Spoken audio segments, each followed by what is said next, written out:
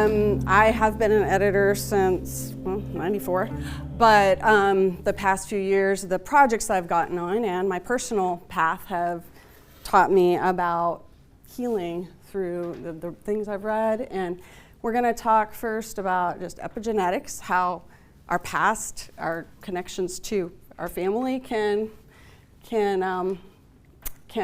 reveal itself in pain and trauma. Writing, how we can connect to ourselves and others through that, and then community, how hope and healing rise. Oh. Okay. This is just kind of from the introduction of a book that we are connected to the third generation. And if you're believers, you've probably heard that we are, the sins of the fathers and the, past the 3 or 4 generations. Well, there's a genetic component to that. The book that this comes from is It Didn't Start With You, How Inherited Family Trauma Shapes Who We Are and How to End the Cycle by Mark Wolin. And so how this works is your grandmother, when she got pregnant with your mother or your father, and then the cells that would become later on the sperm and the eggs were inside of the grandmother. So 3 generations are in the same body at that time. So trauma that happened could be passed, kind of built up in the body, doesn't get processed, and it gets passed on to you, and you're born, and then later on you're like, gosh, why do I have this irrational fear? These things can come from the generations. So as we want to connect to ourselves, we begin to mature. We're like, gosh, why do I do these crazy things? How do I heal myself? We might come to these awarenesses through media, books, movies, speakers we've heard, mentors we have, and so then we seek personal growth. So writing is a way that you can do this individually. Kurt Thompson and the Being Known podcast, it's been one of a key tool for me in learning about healing and trauma, is that when we write, our mind slows down, and writing helps us to imagine things. Like you can take something that happened and imagine, okay, how could I have done that differently? Or, imagine, that you're receiving something you didn't receive as a child. And then when we write, we are connected to our thoughts, feelings, experiences, and we can process things. And then we connect through story to each other. So my specialty is books. And of course, people use more informal methods like blogs, podcasts, social media, TED Talks, Kinection Hour Talks, movies. I've had one of my story starts really with a movie in like 2007, and it just kind of, some things clicked together for me. So, and of course, connection with other people sometimes brings you to the book, the podcast, the movie that starts helping you on that journey to healing. Hidden Life of Trees. I'm sure that y'all know that we're a body in Christ, and if one part hurts, everything hurts.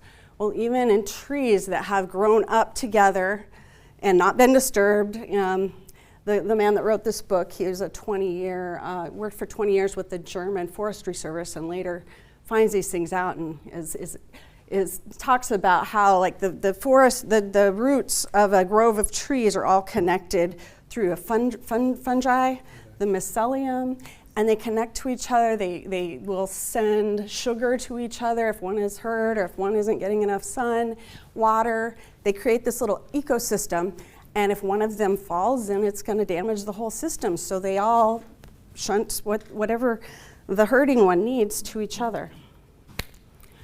And so in the same way, when we gather in community, we can help each other with healing. Our places of hurt and suffering often begin in childhood. A child longs to be seen, soothed, safe, secure. So this idea comes through The Power of Showing Up in the book by Daniel Siegel and Tina Payne Bryson. And then Dr. Thompson is the one I read about this from directly. He helps his readers, his audience, understand how neglect and abuse kind of leads you to anxious attachment or avoidant attachment.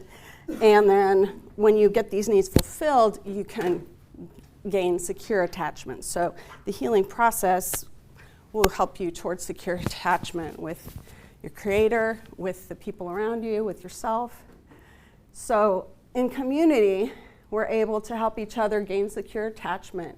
We feel safe enough to vulnerably share our deepest hurts and fears within a loving community. We feel seen, soothed, safe, and secure through mirroring, through listening to each other, from having empathy for each other and reflecting what others say, and in an environment where there's no judgment. So, you know, you come into these places, and it can be a workplace, it can be, you know, like a small group, it could be like a 12 steps group, but we are healed as other people say, I see you, I hear you, you matter, you're enough. So I can send this out to be distributed, but these are the books that I referred to, and I didn't talk about The Body Keeps the Score, but that's about the storing of trauma within the body. So Kurt Thompson I edited his newest book that's coming out.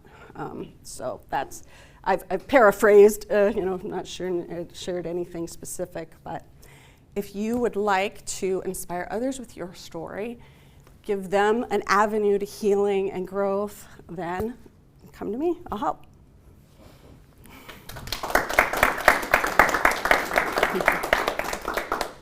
Questions? Well, any questions for Shauna? Don't run away yet. Yeah. So you help people to write their books, documents? Yeah, like I've been an editor for Zondervan Publishing, and now I'm helping independent authors who want to self-publish.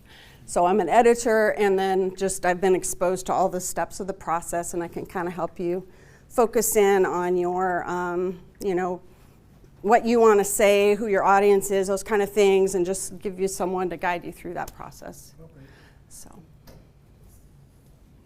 So you're doing this process to help people heal, or? Well, that's just my my focus now. Yeah, because of going through. I helped edit a 12 Steps book, and I had never struggled with those addictions, but I realized those kind of ideas help everybody, you know, because we all have something to heal from. I just love that epigenetics portion, because there's a lot of medical evidence about that.